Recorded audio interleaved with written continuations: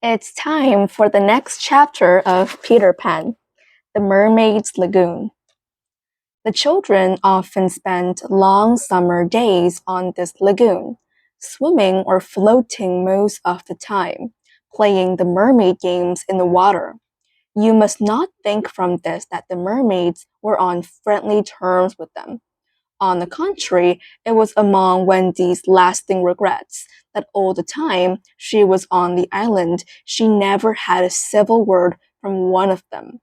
When she stole softly to the edge of the lagoon, she might see them by the score, especially on Marooner's Rock, where they loved to bask, combing out their hair in a lazy way that quite irritated her. Or she might even swim on tiptoe, as it were, to within a yard of them. But then they saw her and dived, probably splashing her with their tails, not by accident, but intentionally.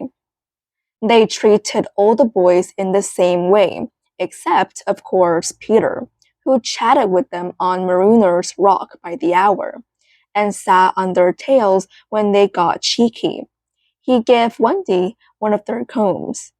It must also have been rather pretty to see the children resting on a rock for half an hour after their midday meal. Wendy insisted on their doing this, and it had to be a real test, even though the meal was make believe. They lay there in the sun, and their bodies glistened in it, while she sat beside them and looked important. It was one such day, and they were all on Marooner's Rock.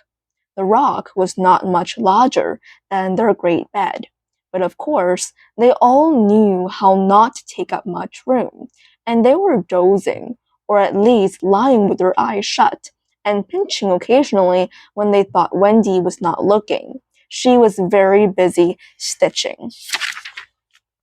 While she stitched, a change came to the lagoon. Little shivers ran over it, and the sun went away and shadows stole across the water, turning it cold. Wendy could no longer see to thread her needle, and when she looked up, the lagoon that had always in her thought been such a laughing place seemed formidable and unfriendly. There crowded upon her all the stories she had been told of Marooner's Rock, so called because evil captains put sailors on it and leave them there to drown. They drown when the tide rises, for then it is submerged. Of course, she should have roused the children at once, not merely because of the unknown that was stalking toward them, but because it was no longer good for them to sleep on a rock grown chilly.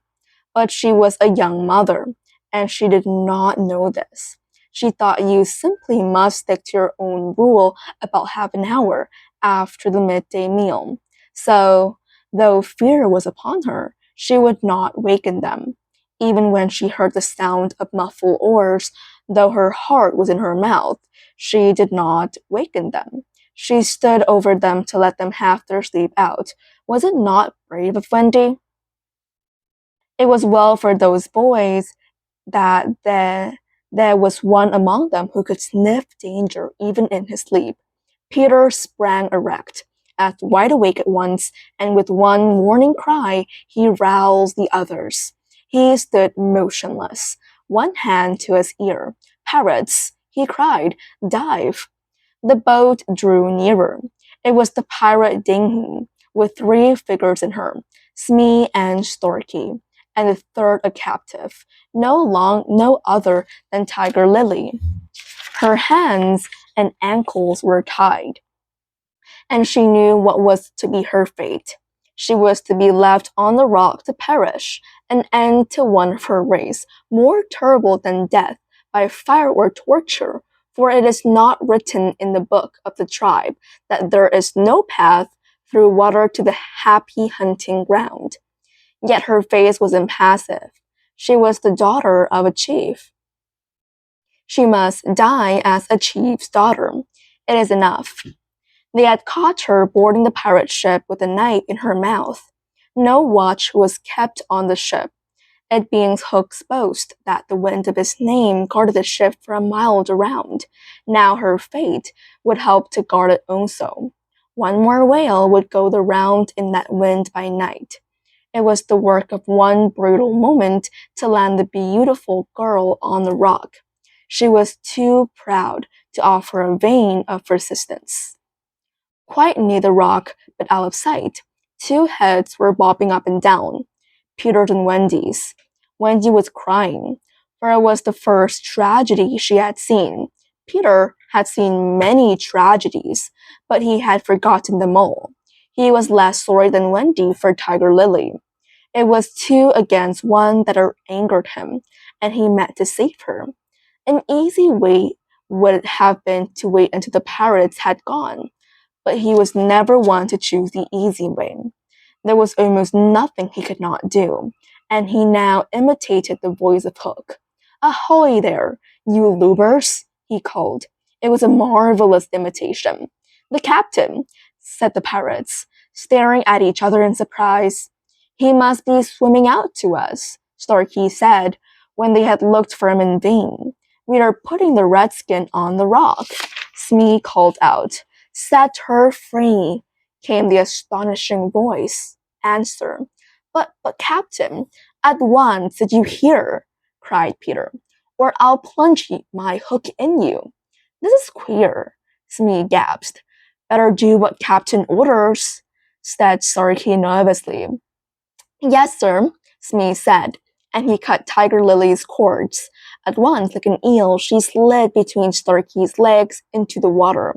Of course, Wendy was very elated over Peter's cleverness, but she knew that he would be elated also, and very likely cry and thus betray himself. So at once, her hand went out to cover his mouth. But it was the stayed even in effect, for "Boat ahoy!"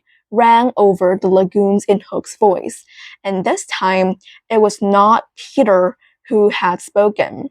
Peter may have been about to crow, but his face puckered in a whistle of surprise instead. "Boat ahoy!" Again came the voice. Now Wendy understood. The real Hook was also in the water. He was swimming to the boat, and as his men showed a light to guide him, he had soon reached them. In the light of the lantern, Wendy saw his hook grip the boat's stem. She saw his evil, swarthy face as he rose dripping from the water and quaking. She would have liked to swim away, but Peter would not budge. He was tingling with life and also top-heavy with conceit. "Am I not a wonder? Oh, I am a wonder," he whispered to her.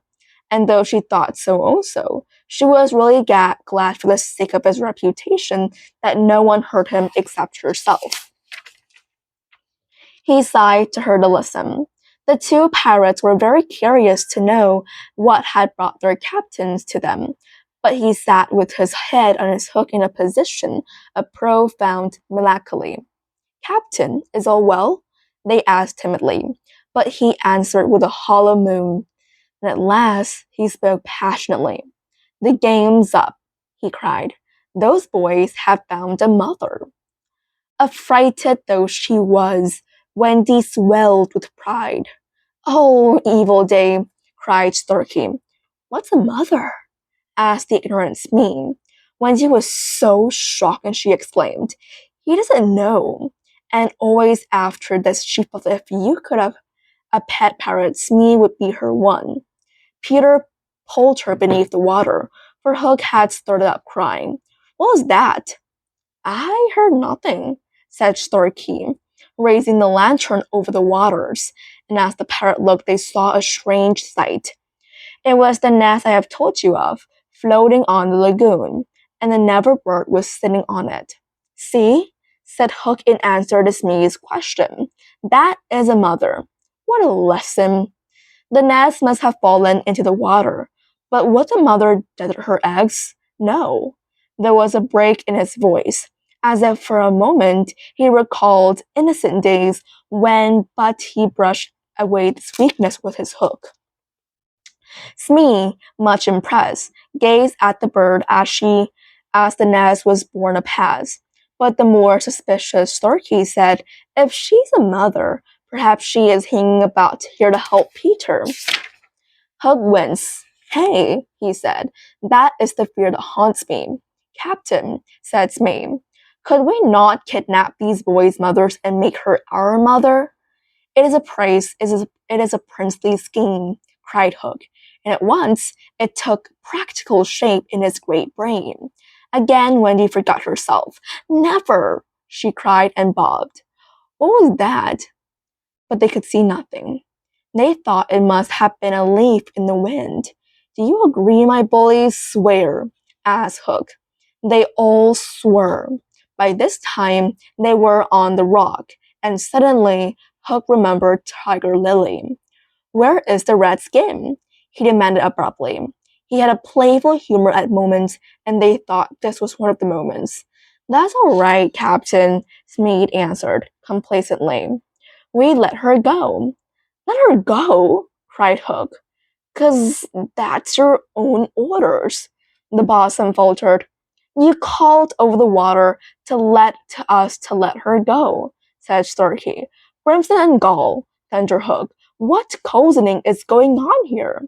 His face had gone black with rage, but he saw they believed their words, and he was startled. Lads, he said, shaking a little, I give no such order. It is passing queer, Smee said, and they all fidgeted uncomfortably. Hook raised his voice, but there was a quiver in it. Spirit that haunts this dark lagoon tonight, he cried. Does hear me. Of course, Peter should have kept quiet, but of course he did not. He immediately answered in Hook's voice. Odds bobs, hammer and tongs, I hear you. In that supreme moment, Hook did not blanch even at the gills, but Smee and Starkey clung to each other in terror. Who are you, stranger? Speak, Hook demanded. I am James Hook, replied the voice, captain of the Jolly Roger. You are not, you are not, Hook cried hoarsely. Brimston and Gall, the voice retorted. Say that again, and I'll cast anchor in you. If you are Hook, come tell me. Who am I? A codfish, replied the voice. Only a codfish. A codfish, Hook echoed blankly. And it was then, but not till then, that his proud spirit broke. He saw his men draw back from him.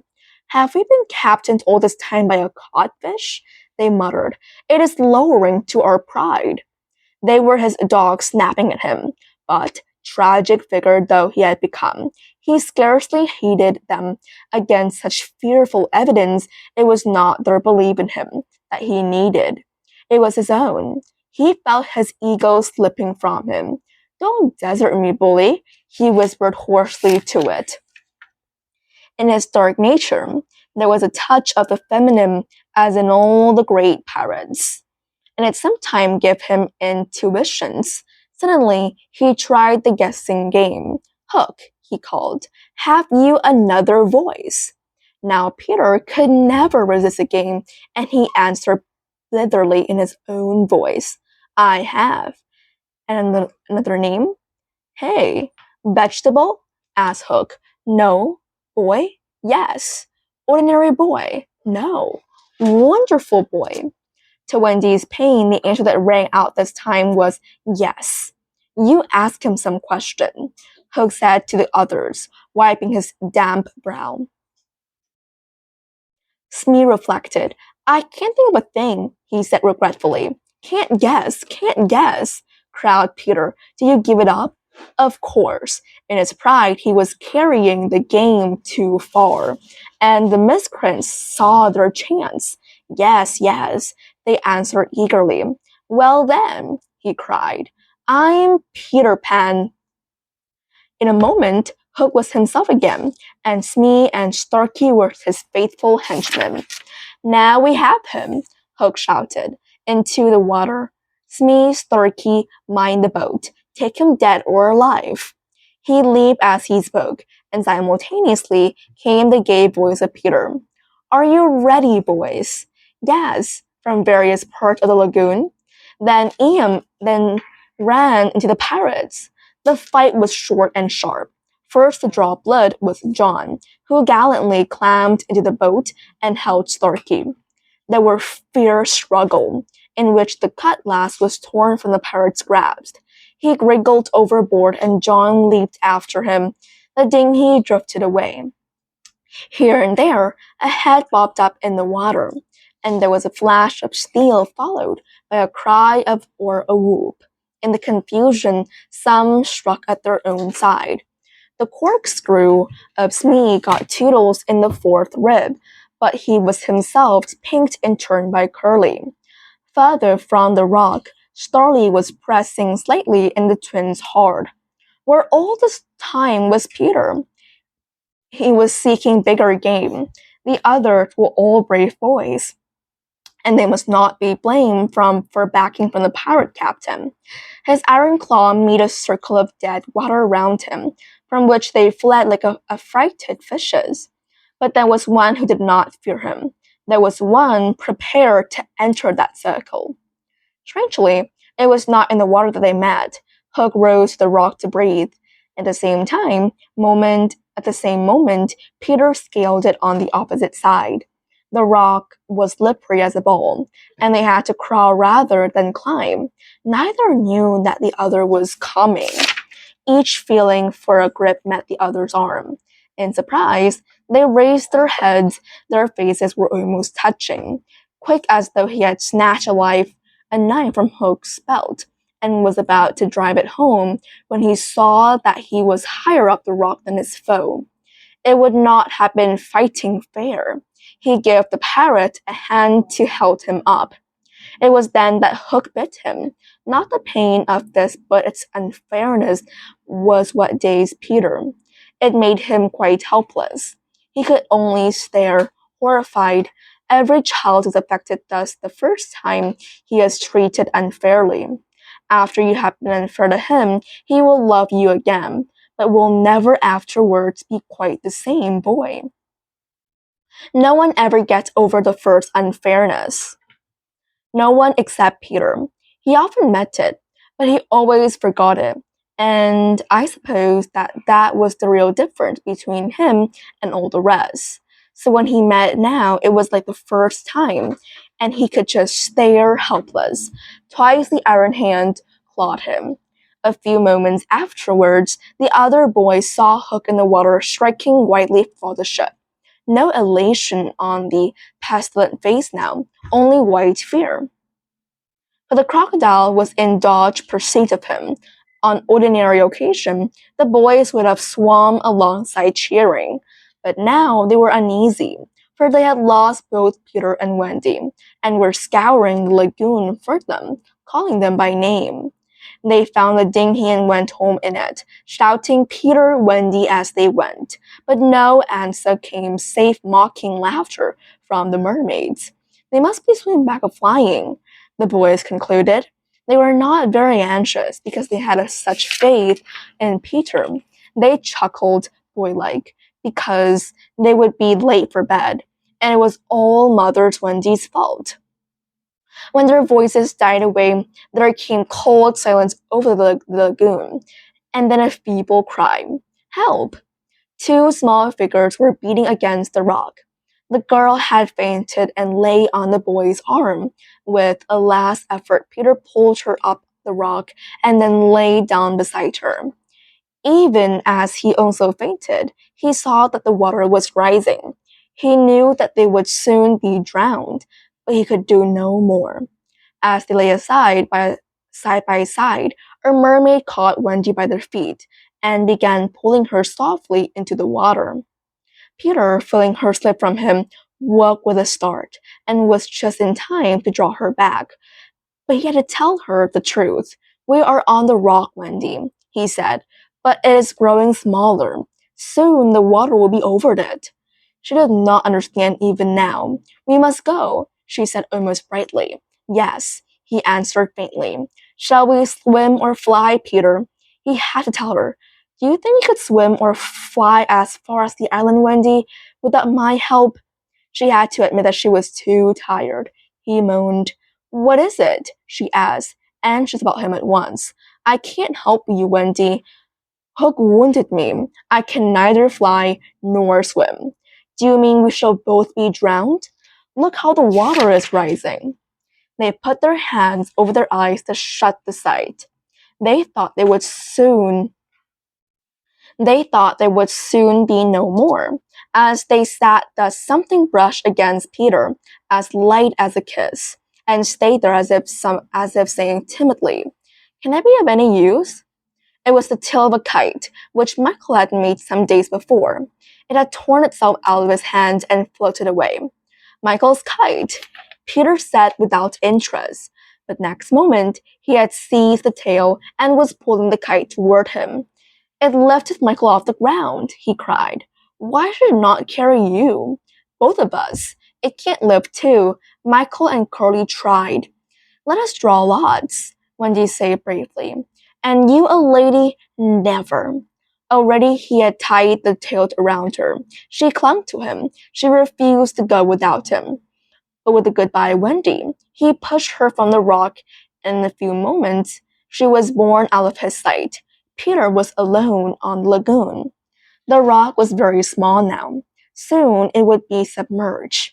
Pale rays of light tiptoed across the waters, and by there was to be heard a sound at once, the most musical and the most melancholy in the world. The mermaids calling to the moon. Peter was not quite like other boys, but he was afraid at last. A tremor ran through him, like a shudder passing over the sea. But on the sea, one shudder follows another, till there are hundreds of them. And Peter felt just the one. Next moment, he was standing erect on the rock again, with that smile on his face and a drum beating within him. It was saying, "To die will be an awfully big adventure." And that's the end. The next chapter will be The Never Bird.